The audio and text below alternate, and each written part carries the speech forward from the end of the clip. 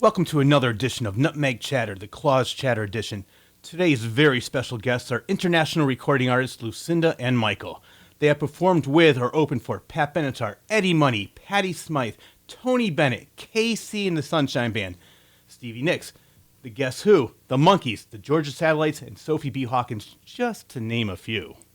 The duo perform over 200 times a year, playing their hits from Florida to Alabama to Las Vegas, Los Angeles, New York, and Boston. And Lucinda and Michael will be performing at the Nancy Marine Studio Theater in Torrington, Connecticut on Saturday, November 23rd. Without further ado, Lucinda, Michael, welcome to the show. Thank you for having us. Thanks for having us, man. Yeah, it's great to have you on here. And let's just start. There's so many things to talk about, but I want to start with the show.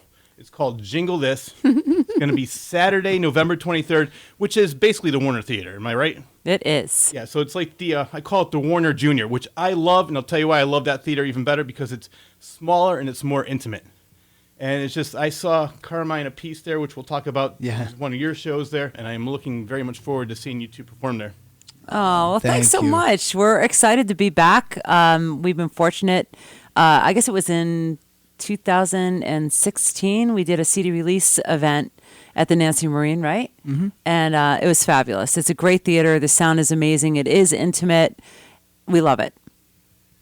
Now, what can people expect when they come see you on November 23rd? Well, I guess you're looking at me, Michael. What's his radio, What everybody? can't they expect? He's pointing to Lucinda. So we both grew up on, the cool holiday shows that used to be on TV on prime time way back in the day, right? So we always wanted to do a holiday show that kind of emulated that with special guests and a lot of fun and a lot of rock and roll. So that's what we're going to get out to everybody on the 23rd. A lot of the music is music that we have actually co-written, and a lot of traditional stuff that you're going to know as well. And it's really fun. It's upbeat. The band is great. We have our full band there, and we have some great special guests that are going to come and surprise you. So it's really a good time. And what time does the show start? I believe it's 8 o'clock. All right, 8 p.m. Saturday, November 23rd at the Warner Junior. Actually, it's called the Nancy Marine Studio Theater, right? Studio Theater. Yeah. That is correct. Yeah. Well, as I mentioned in the intro, you performed with so many legendary musicians. And I got to tell you what impresses me the most is that the diversity of musicians. You can one night be performing with Tony Bennett, the next night Eddie Money, the night after that KC and the Sunshine Band. What I love is that your music transcends genres, is that you can perform with anybody, and that's what makes you two so great. Oh, man. Oh, I don't even know how to respond to that. Me neither. That is so awesome. Thank you. No, I love the fact, you guys must have the best manager in the world, because, you perform Well, with we're so many great self-managed, actually. Really? You're looking at her. Self-promoted, self-managed. Yeah. Oh. All of it, Yeah. and it's funny because we just had this conversation a couple of minutes ago. If you believe, and you put your blinders on and you look forward and you stay focused on what you need to do and you don't concern yourself with how far someone else is going, you just pay attention to what you're doing. You'd be so surprised at how many doors open for you. That is funny that you said that, and I'll tell you why. Because I have cerebral palsy, and I did stand-up comedy for a while, and I sort of moved away from that. Now I'm doing motivational speeches. I perform at libraries and schools, and we summed it up. The person I open up for, it's another motivational speaker, and it's basically called Never Give Up. And I always say the same thing. I said, don't worry about what that person's doing. You're not in competition with anybody. Just worry about yourself. When I was in comedy, people would say, oh, how did they get that show? How come I'm not on there? It's like, they didn't take the last spot. Don't even worry about them. And there were so many people who were just worried about everybody else. And meanwhile, I was just going around doing, playing New York, New Hampshire, Rhode Island, Massachusetts, and I was having a great time. And everybody was saying, well, how do you get all these shows? It's like, it's a lot of networking. That for me, that's what it was. Yeah, of course. You got to build relationships and keep them. Yes. It's really important. The relationship aspect of this is very, very important. And I can't stress enough that whoever you make upset with you on the way up, you're never going to know until you get to the top who you might be staring at. So you have to be just nice to everybody. You make your relationships, be really, really trusting, and You have to know your craft, hone your craft. If you can stand on your talent, the doors are gonna open. Oh yeah, I could not agree more, and that's why I love the fact you're saying this, because I'm basically preaching the same thing when I do my motivational speeches. So, Michael, I want to talk to you for a minute. Yes, sir. Tell me about your recent addition as the lead guitarist of the 50th reunion tour of the Blues Project. Oh, the Blues Project. Well, we finished that tour up about 2 months ago, I'd say, and we're looking at booking it again in 2020. So we'll see what happens there. We have a couple of leads. I can't really talk about all of them right now, but I can tell you that it was an absolute blast. I love those guys. Now, who does the band consist of? Steve Katz and Roy Blumenfeld are the two original guys. Roy plays drums, Steve's on guitar. Yeah. And they do all their hits on all the old records, and it sounds just as good as it ever did, man. And they wanted to keep touring. I can't even keep up with them. You know? I love it. So Jesse Williams was on bass and Ken Clark was on B3 in that show as well. Yeah. And we had the honor of recording Steve Katz in our studio. And as that relationship blossomed, I think they saw, Michael's talent on guitar for sure. And he had that opportunity to go out. It was great. Well, you know what? In your spare time, I guess we can't even call it spare time. You two are always so busy.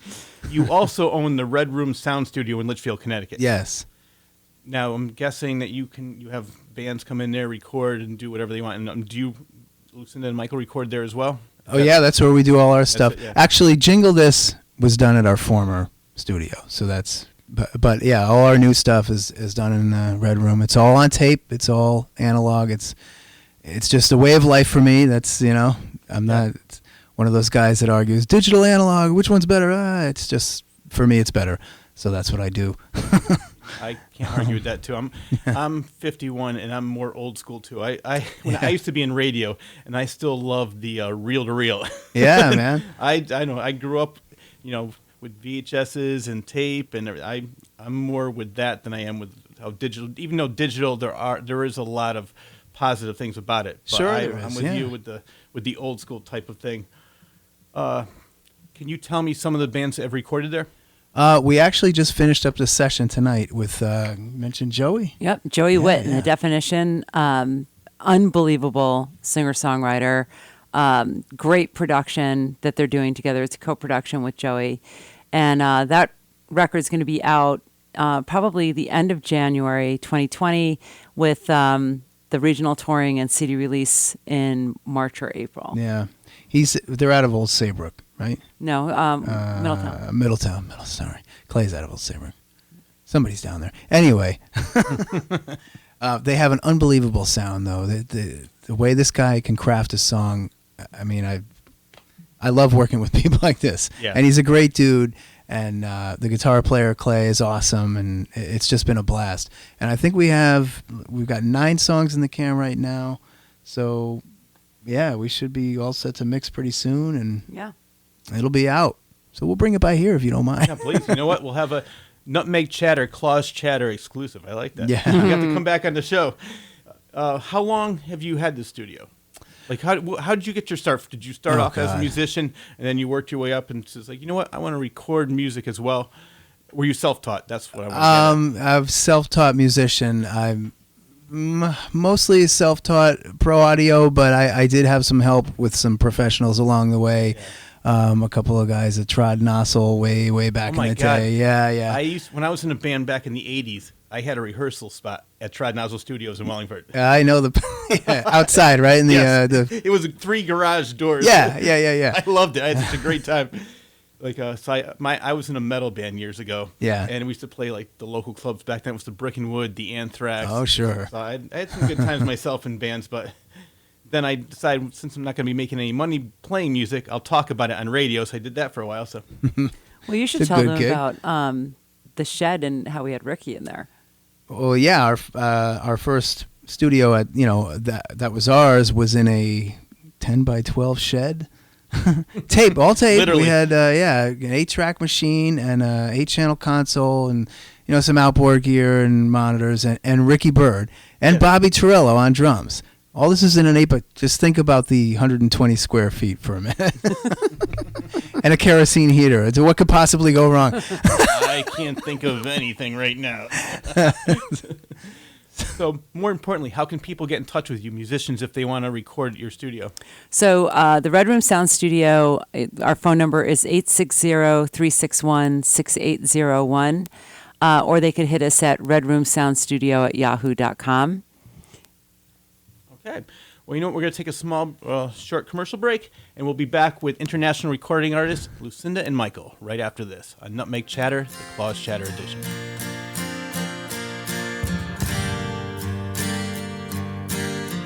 This is my lullaby, my sweet little song.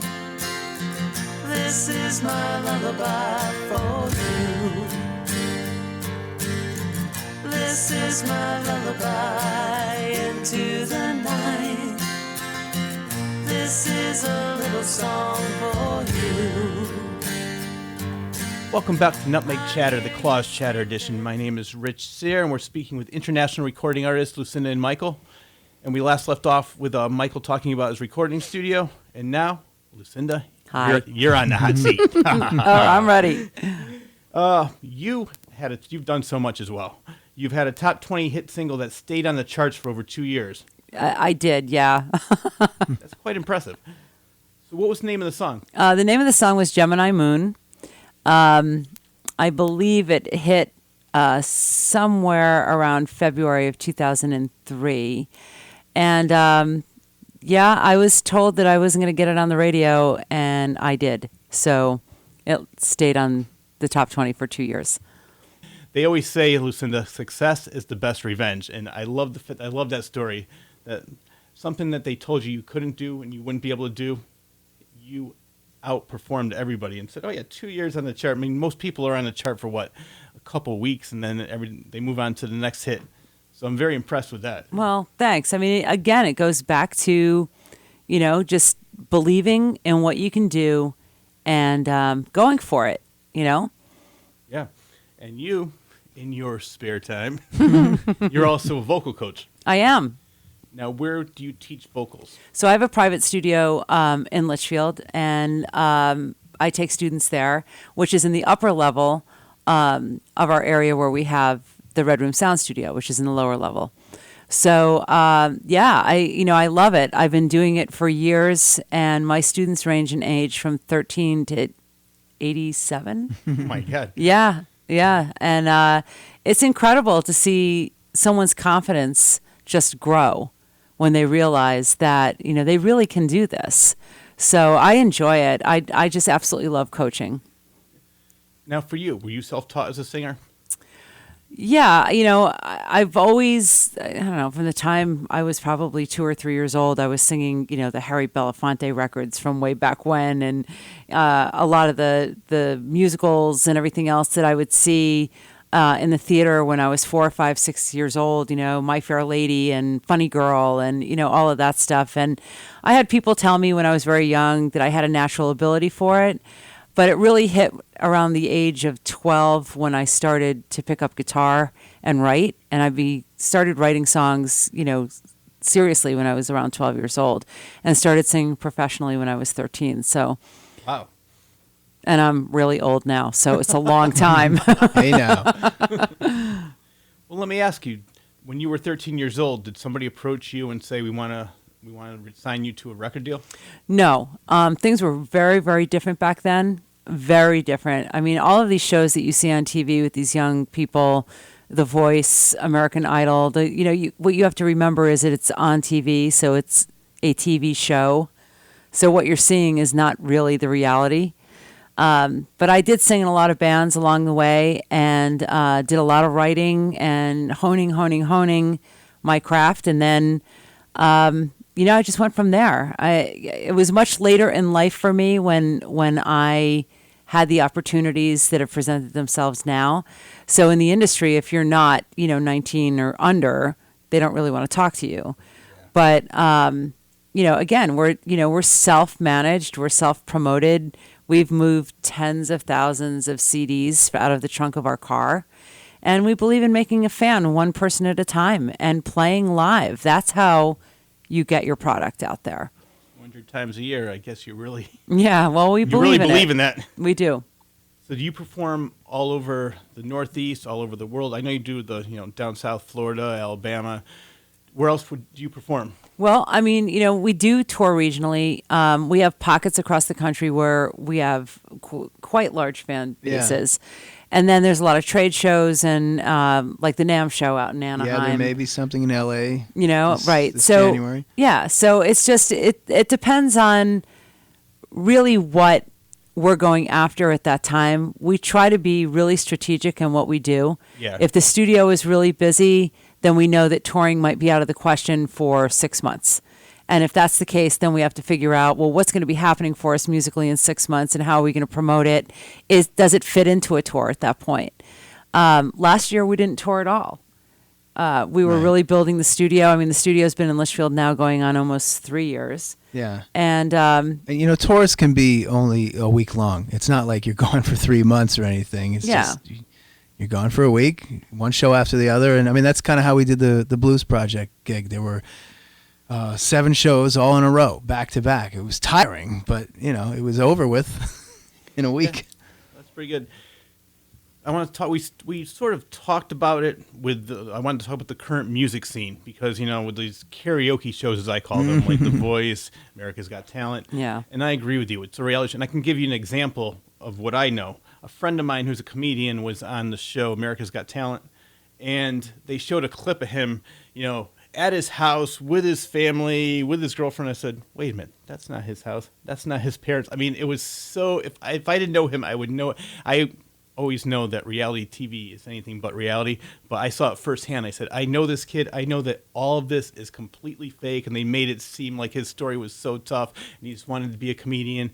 And I think I know the same thing's going on with these shows. And what gets me mad is that I miss the days of the 20-year overnight success, where people worked at their craft, and then maybe 10, 15 years later, they had a hit. Now it's just like they want to play one song on TV and then become an instant sensation, and I don't really like that. Yeah. I mean, I'm happy that people have success, but I don't like the fact too that instead of just whatever's popular at the moment, it's going to be popular right now, and then they'll sign 30 or 40 acts that sound like them, look like them, dance like them, and then maybe 3 months from now, oh, that's boring. We're going to get all new acts. Like, you can never have the Beatles where they start with Love Me Do all the way to Sgt. Pepper's. I know. Nobody can transform that much without somebody saying, no, we're gonna drop you from the label, because there's Yeah. no way that people are gonna really like what you're doing now, because it's so different from what they expect of you. And what's your opinion of the current music scene? Oh boy, can we say it on the air? Yes, you know what? You can say anything you want. Ooh, I don't know. yeah, well, there's something to be said for the shows and the fact that they do inspire some of the younger kids to want to get involved in it. And I know this because they come to me as a vocal coach because they want to go on these cattle calls and go out and try to audition. It's hard to get them to understand sometimes that most of those contestants are not chosen at all from the cattle calls. The producers of the show call out to different labels and producers and managers and say, hey, do you have someone that's like this and like that? And it's kind of hard to get that point across. But in the meantime, these kids are yearning to want to learn how to sing or perform, and that does build their confidence. So, I do have kind of a soft spot for that. The other side of it is, though, I picked up a guitar when I was 12 years old and taught myself how to play it. And I've been playing ever since. And I've been playing out ever since. And Michael's been playing out ever since. And we actually touch and feel the audience. So, I don't know. You can have 12,000, Twitter fans or Instagram fans, but they're not going to come to your show in Danbury, Connecticut if they're in Japan. That's, Yeah. you made a great point, because I had this conversation with somebody where they said, instead you could have the best musician in the world and they will pick somebody that has 40 million Twitter followers because they have more followers. But I said, what about the talent? Oh, no, but this person has more followers. And somebody mentioned they saw a play in New York, and this person, I said, what's her experience? Well, she has like 80 million Twitter followers. So she's on Broadway because she has enough people like her. So, Yeah. that's the part I don't like about it, but you're right. What kills me, though, is that now with streaming and everything, you're probably not making as much money as you would be making in the 80s and even 90s. No, absolutely not. Those days are gone. Yeah, so You know, And all you that's can why- hope for is to sell something personally to someone like Exactly. like we've done. And that's why we do it. That's why we press vinyl, and that's why we press CDs. And most cars don't even have a CD player anymore, but we still do it because people who come to your show want to walk away with something physical in their hand. And you saw it at Carmine's show. Yes. I mean, everybody that was in a seat in that theater was in line at the merch table. oh yeah. And whether they had a CD player or a turntable, it didn't matter. They wanted something of his that he signed in their hands that was physical. And when you download something, yeah, you can make a playlist and you put it on your phone, and that's great. And you just paid $1.29 for a song or whatever it is. The artist just got half of a penny from it. But if you want that feeling of connection to the artist, people like to walk away with physical product. And we've done over 65,000 CDs from the trunk of our car Wow. because of that. But that's from engagement. If you can't engage an audience and you can't back up what you've done in the studio live, then there's the disconnect. Because if all of your Twitter fans come out to see you because they like your recording and they've downloaded it, and then they hear you live and, you just don't compare, there's a problem there. Oh yeah. You may have the first tour might be a huge success, but then the second tour they're not going to show up anymore. So yeah, and that's what I like about you because do you record live? I mean, like when you're in the studio, do you lay down your guitar tracks and she records the vocals, or do you do it more in a live setting? Well, it's a little bit of both. It depends on the band that's working there at the time. Like with Joey Witt, we did live drums and guitar, and then kind of dubbed some things in. But we've done, full-on live bands, vocals and everything, wedge monitors, and just like recording a live show. So it depends on the project and what it calls for. Now the reason I asked you that is because sometimes I could feel through the CD that I'm listening to that live experience, even though it's recorded. It's just that the energy just seeps right through, and I love that. You're listening to Nutmeg Chatter, the Claus Chatter edition. We are speaking with international recording artists, Lucinda and Michael. We'll be right back after this. But now the train comes into the station, but before you jump the line, I got to say it now, then I'll say goodbye. Baby, what's going on? There must be something wrong. Maybe there's something on your mind. If I could turn you on, if I could. Welcome back to Nutmeg Chatter, the Claus Chatter edition. My name is Rich Sayre, and we're speaking with international recording artists Lucinda and Michael. Welcome back to the show. Thanks for having us. Thank you. I'm so happy you guys are here. So there's so many things to talk about and so little time. So like I said before, I'm going to have you on probably about 4 or 5 more times. All right. By then we'll get to the 80s. Yeah. But what I want to talk about right now is Flying Key Entertainment. Okay. Now, this is your production company, or your so you book acts through this. Is that correct? So Flying Key Entertainment is a full-service entertainment company that does artist development, management, booking. The booking arm of the company is not as active as the artist development and management side, but we do actively book acts, as you've seen from some of the shows that that we've done. And this comes from the whole idea that artist development doesn't really exist anymore in the label world, in the music industry. And I think it's really, really important to help an artist if they feel like they've been walking into walls. They can't get booked. They don't know why. They don't know what they're supposed to have as far as an electronic press kit is concerned. They don't know about copywriting. There's so many things. There's so many facets. And, our company helps them become more proficient at what they need to do and what they're supposed to do. So we kind of help them with the tools in the toolbox to get to the next level. All right. Now, who are some of the artists that you work with with Flying Key Entertainment?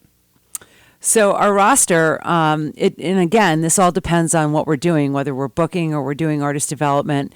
Obviously, you know that we've been helping to book some of Carmine Apice's things. We've booked Ricky Byrd from Joan Jett, who's a 2015 Rock and Roll Hall of Famer. We've booked Steve Katz, who was a 10-time Grammy Award winner with Blood, Sweat, and Tears. I mean, so we have that tier level. Yeah. And then we have Nick Bukovalis, who is in the New York State Blues Hall of Fame. You know, we've worked with Bobby Torello, who was Johnny Winter's drummer. And then we have, you know, other artists that are coming up through the ranks, like Joey Witt and his band, The Definition. Gosh, there's been so many of them that have come through the program and have done really, really well coming out the other side of it.